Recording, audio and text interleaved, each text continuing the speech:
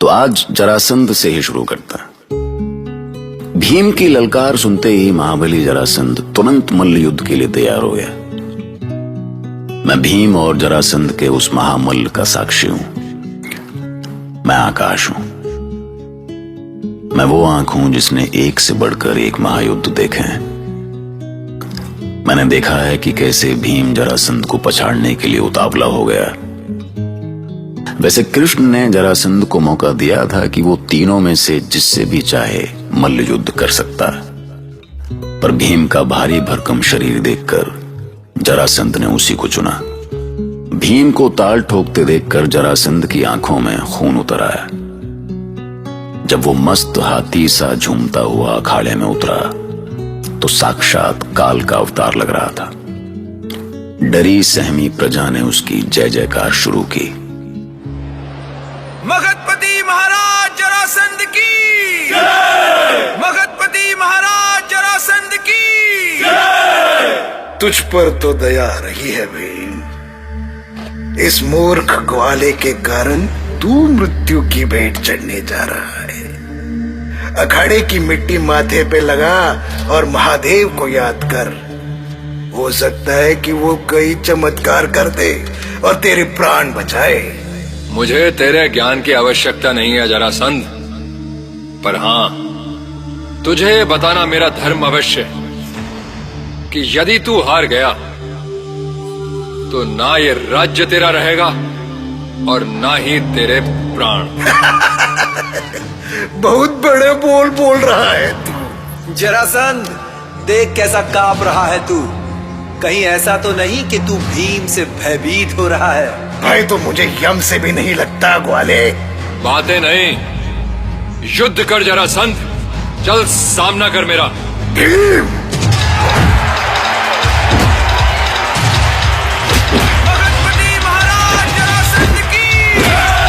मगधपति महाराज जरासंध की जय! ये क्या है केशव? जरासंध के पहलवान अखाड़े के आसपास क्यों इकट्ठे हो रहे हैं? चिंता मत करो पार्थ, भीम सबको संभाल लेगा। हे ईश्वर, क्या ये महाबली भीम महाराज को मार डालेगा? महाराज अमर है मूर्ख, वो कैसे मर सकते हैं? चलो महाराज, अब थोड़ा जल युद्ध भी हो जाए। जय महाकाल! वाह! भीम ने उसे उठाकर जल कुंड में फेंक दिया। वो देखिए केशव, सैनिक और पहलवान उसी ओर भाग रहे हैं। चलिए केशव। रहने दो अर्जुन, भीम के होते हुए तुम्हें इस गांडीव की कोई आवश्यकता नहीं पड़ेगी। लेकिन केशव, सावधान, कोई हमारे बीच नहीं आएगा। आजा भीम। ठीक है जरासंध, अब तेरा अंतिम संस्कार इस कुंड में ही होगा। मूर्ख, मारा जाएगा तू।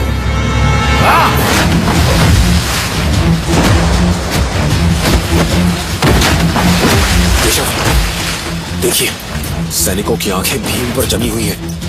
कहीं वो उस पर आक्रमण न कर दें। ऐसा हुआ भी तो भीम उन्हें अकेला ही मार डालेगा। रुक जाओ भीम, रुक जाओ। मुझे अपने पुत्र सहदेव से मिलना है। आओ पुत्र, आओ मेरे पास आओ। पुत्र, ये मल्ल युद्ध अब जीवन मरण का प्रश्न बन गया है। मैं आज तक किसी से परास्त नहीं हुआ, पर आप ऐसे भयभीत क्यों हैं पिताश्री? पूरा संसार जानता है कि आप अजय हैं। मेरी पराजय होगी भी नहीं पुत्र। या तो मेरी विजय होगी या मैं इसी अखाड़े में मृत्यु का वरण करूंगा। नहीं, ऐसा ना कहें पिताश्री। मगधराज जरासंध के पुत्र की आंखों में आंसू शोभा नहीं देता पुत्र। मैं बृहद्रथ पुत्र, मगध सम्राट जरासंध आज और इसी क्षण तुम्हें अपना उत्तराधिकारी घोषित करता हूं। मगधपति महाराज जरासंध की जय! मगधपति महाराज जरासंध की जय! केशव, क्या जरासंध को क्षमा नहीं किया जा सकता? नहीं अर्जुन, अब उसके पापों के अंत का समय आ गया है। आ जाओ मगधराज। जल से बाहर आओ भीम। नहीं, तू जल में ही मरेगा। तो ठीक है, ये ले।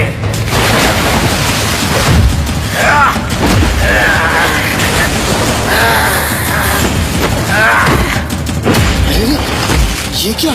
हे ईश्वर, कैसा भयानक युद्ध है। अरे देखो, महाराज कैसे उछल कर खड़े हो गए। पर भीम का एक भी दांव खाली नहीं जा रहा। बोल जरासंध, उछल दूं तेरा सर। तेरा अंत आ गया है दुष्ट। ईश्वर को याद कर ले।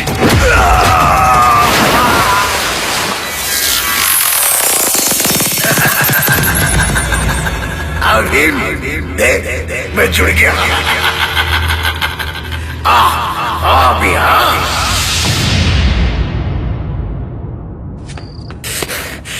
आ गया तू?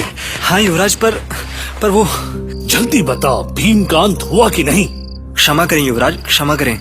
कई दिनों से मल्ल युद्ध चल रहा है, पर कोई नतीजा ही नहीं निकल पा रहा। दोनों एक दूसरे पर प्रहार कर रहे हैं। मल्ल युद्ध के सारे दांव आजमाए जा चुके हैं, पर कोई किसी से कम ही नहीं है। बंद कर ये प्रलाप। मुझे केवल ये बता कि भीम मारा जाएगा या नहीं। मैं कुछ नहीं कह सकता युवराज। तुझे कहना होगा तुझे कि भीम मारा जाएगा।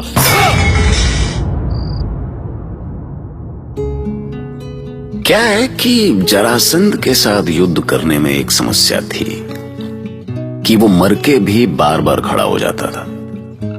ये देखकर भीम के साथ अर्जुन भी हैरान था, पर कृष्ण जरासंध की अमरता का ये रहस्य जानते थे। केशव, देखिए, भीम भैया भी थकते जा रहे हैं। भीम नहीं, जरासंध थक रहा है अर्जुन। पर वो तो जैसे मरकर भी बार बार उठकर खड़ा हो जाता है। भीम भैया उसकी भुजाएं उखाड़ते हैं तो फिर से जुड़ जाती है। वो ऐसे नहीं मरेगा अर्जुन। इसके शरीर को 2 टुकड़ों में चीरकर उल्टी दिशाओं में फेंकना होगा, फिर वो दोनों टुकड़े कभी नहीं जुड़ सकेंगे। तो ये है इसकी अमरता का रहस्य। पर ये भीम को कैसे पता चलेगा वासुदेव? वही बताने जा रहा हूँ। कैसे? ये देखो, इस तिनके को बीच से चीरकर मैं विपरीत दिशाओं में फेंकूंगा। यदि भ्राता भीम मेरा संकेत समझ गए तो अभी निर्णय हो जाएगा। अब भीम! वाह, मुझे तेरे अमृत्व का रहस्य मिल गया जरासंध। ले, हो गया तेरा अंत।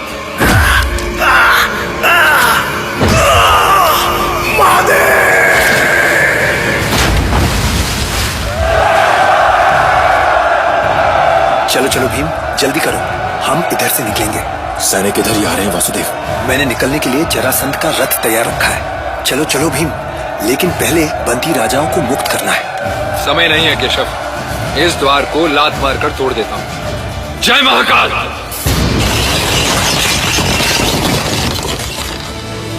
सारे राजा बाहर आ जाएं। बाहर आइए। श्री कृष्ण की कृपा से पापी जरासंध का अंत हो गया है। अब आप सब मुक्त हैं।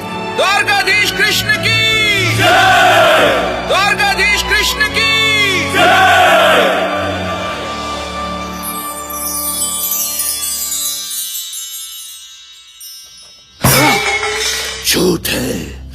झूठ है ये। वो नीच भीम जीवित नहीं बच सकता। मैं उस गेंडे का ठंडा मृत शरीर देखना चाहता हूँ। अरे वो ठंडा भी होगा, गर्म भी होगा। पहले अपने मस्तिष्क को ठंडा कर। अपने क्रोध पर मट्टी डाल भांजे, नहीं तो इसी क्रोध से तुम्हारा सर पड़ जाएगा भांजे। बस करो मामा, आपने कहा था कि वो जरासंध के हाथों मारा जाएगा। कहा था ना आपने, कहा था ना मामा। पर उस नीच ने जरासंध को ही मार डाला। शांत भांजे, शांत। अपने मामा पर भरोसा रखो। शुकुनी अब कुछ ऐसा सोचेगा कि जिसे शेर नहीं मार सका उसे सियार नोचेगा। पर आपको तो आभास भी नहीं था मामा कि ऐसा हो भी सकता है। आपको तो आभास भी नहीं था। नहीं था आभास, मुझे मानता हूँ भांजे। उस भय रूपी कृष्ण को समझने में थोड़ी सी चूक हो गई मुझसे। हर पड़ाव में आपकी ऐसी ही चूक एक दिन मेरे प्राण ले लेगी मामा। हर पड़ाव में आपकी ऐसी ही भूल मेरे काल का समय निकट लेकर आ रही है। जरासंध की मृत्यु की खबर भी हर ओर फैल गई। गिरिव्रज के लोगों ने कृष्ण की बुद्धि और पांडव भाइयों के बल की जय जयकार की। जरासंध के बेटे सहदेव ने भी कृष्ण के सामने सर झुका लिया, जिसके बाद कृष्ण ने उसे मगध की गद्दी पर बिठाया। जरासंध जैसे निरंकुश शासक हर युग में होते हैं और हर युग में उसके खिलाफ हमेशा एक कृष्ण आ खड़ा होता। हमारे भीतर भी वो कृष्ण है, बस अन्याय के खिलाफ खड़े होने की देर है। बात समझ में आ रही है ना? समझते रहिए, सुनते रहिए महाभारत।